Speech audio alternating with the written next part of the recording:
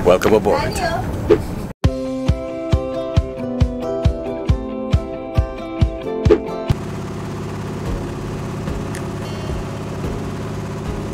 Napakasaya, no, to be on board MV Captain Oka.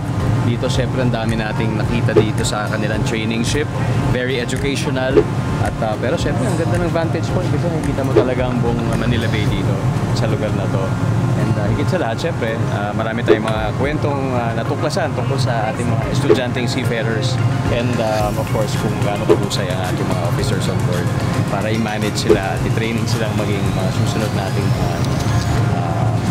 Pilipino na nagtatrabaho sa kanilang mga ships. Amazing!